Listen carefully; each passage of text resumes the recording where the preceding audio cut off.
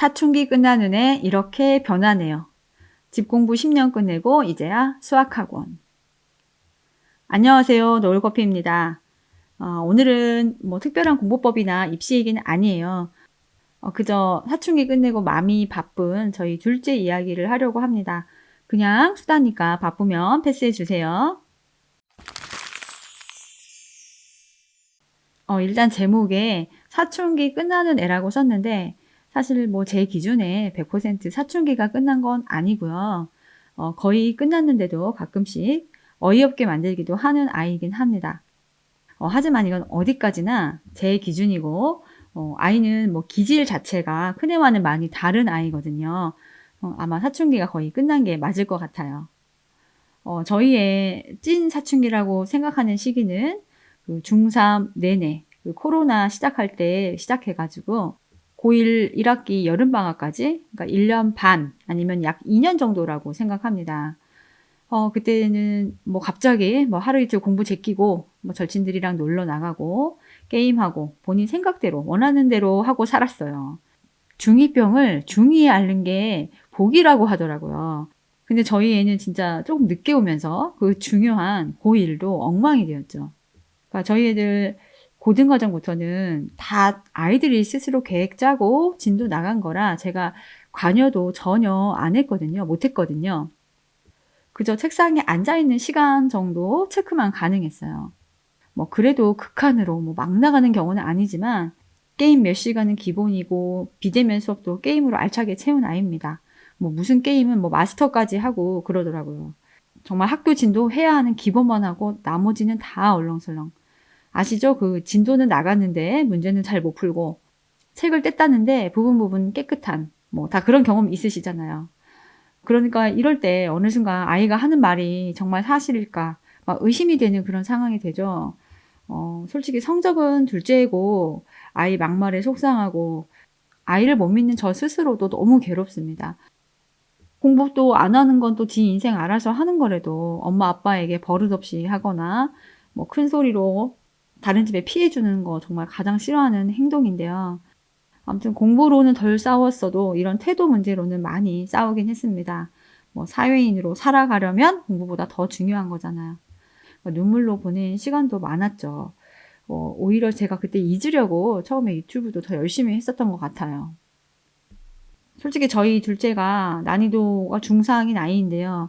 뭐 큰애는 큰애대로 고집이 세서 힘들었지만 작은 애는 뭐 둘째는 솔직히 얼굴이 침뱉기라 다 말하기도 어려워요. 시험 전날 여사친과 커피숍에서 맞닥뜨린 얘기는 제가 언제 해드릴게요.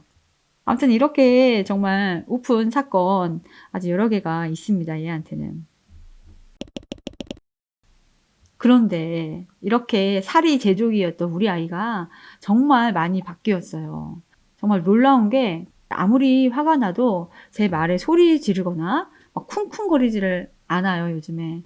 전에는 책상에 막 책 심하게 내려놓으면서 큰 소리로 막 시위하듯이 했었고, 저에게 더 크게 화내고, 문도 쾅쾅 닫고 큰 소리를 내고 했었거든요. 사춘기 내내 아이 방문이 안 부셔진 게 다행입니다. 제가 문에게 미안할 정도였으니까요. 그런데 이런 아이가 어떻게 이렇게 바뀌었는지 제가 특별히 뭐 한 건 없어요. 그냥 대화는 많이 한 거. 너무 하고 싶다는 건 제 기준에 아니래도 조금 하게 해준 거 그런 거밖에 없는데 아이가 이렇게 바뀌더라고요. 그리고 정말 중요한 변화는 아이가 자기 성적을 인제 관심을 가지고 객관적으로 보려고 합니다.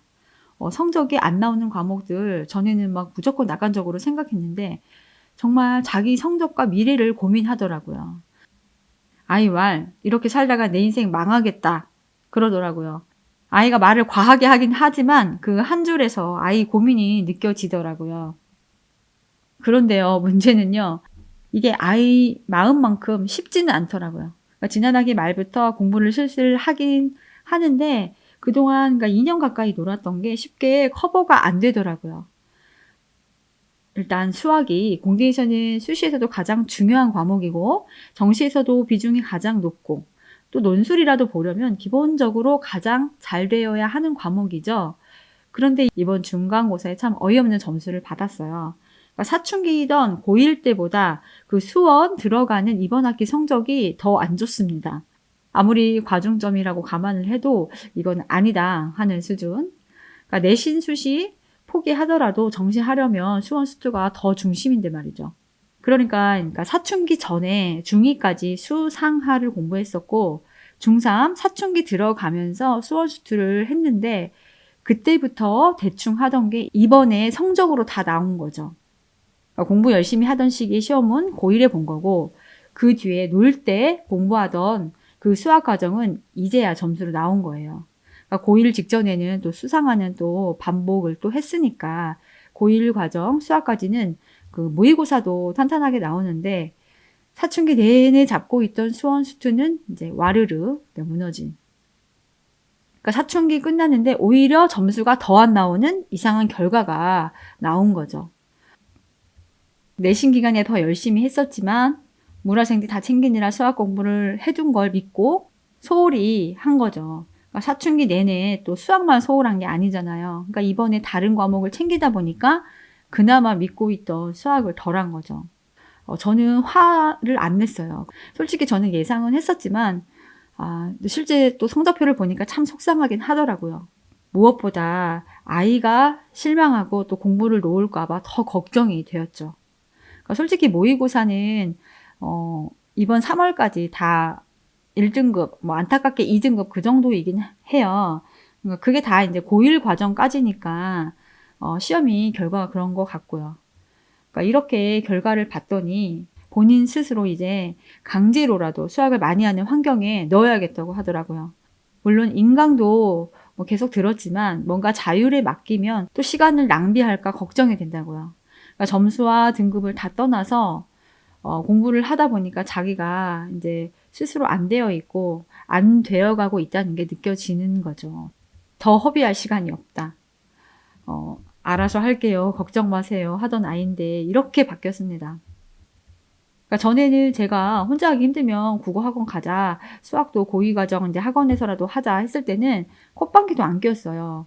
뭐 저도 뭐 또 억지로 끌고 가는 엄마도 아니거든요. 싫으면 혼자 해. 뭐 네가 간절하지 않으면 학원 가도 소용없다. 뭐 돈만 아깝지. 이렇게 얘기를 했었는데 이번에는 이제 아이가 먼저 얘기를 했습니다. 저는 뭐 이제야 학원 갈 때라고 생각했고 뭐 학원 한두 개 바로 알아봤어요. 큰애 때도 학원을 안 다녀도 급하게 갈 만한 학원 한두 개는 그 늘 리스트에 있었거든요. 그래서 이번에도 빠르게 레벨 테스트를 보고 5월 말부터 드디어 수학 학원을 갔습니다. 태어나서 처음으로 수학 학원을 간 거예요. 지금은 그러니까 2주 정도 되었고요. 일단 딱 한 과목만 다니고 뭐 혼자 공부할 시간은 그대로 많이 가져가고 있고요. 레벨은 높지도 않아요. 뭐 수1은 어느 정도 시험을 봤는데 수2가 거의 안 되어 있어서 높은 등급이 안 된다고 합니다. 지금은 얼마 안 돼서 그런가 정말 다니길 잘했다고 그래요. 그러니까 기본적인 문제 빠르게 해결하는 방법도 배우고 무엇보다 이제 일정량의 수학 공부 시간을 이제 확보하게 됐다고요. 제가 보기에도 정말 열심히 합니다. 정말 너무 이뻐요. 아이가 이게 뭐 극복이 되는 만큼 자신감도 달라질 거고 원하는 학교, 원하는 전공도 챙겨갈 수 있겠죠. 또 이 사춘기가 극복이 안 되면 그만큼 원하지 않는 학교로 갈 수밖에 없는 거고요. 저도 둘째는 완성된 상태가 아니고 진행형인 아이라 이렇게 말씀드리는 것도 참 걱정이 되긴 합니다. 하지만 정말 중요한 것은요. 아이와 대화하면서 기다려주면 사춘기가 끝난다는 거예요. 아이도 본인의 미래를 생각하고 걱정하는 시기가 온다는 거예요. 그리고 또 문제는 슬프지만 사춘기가 끝나도 그동안 게을리한 시간이 그대로 표가 난다는 것도 말씀드리고 싶었어요. 그래서 아이가 다시 시작할 때 어렵지 않게 엄마를 찾고 도움을 요청할 수 있도록 노력하고 준비해야 한다는 것도요. 엄마라는 직업은 정말 기다리는 직업 같아요. 엄마는 믿고 사랑해주는 사람인데 이 모든 게 그 기다림이라는 바탕 위에 있는 듯 합니다.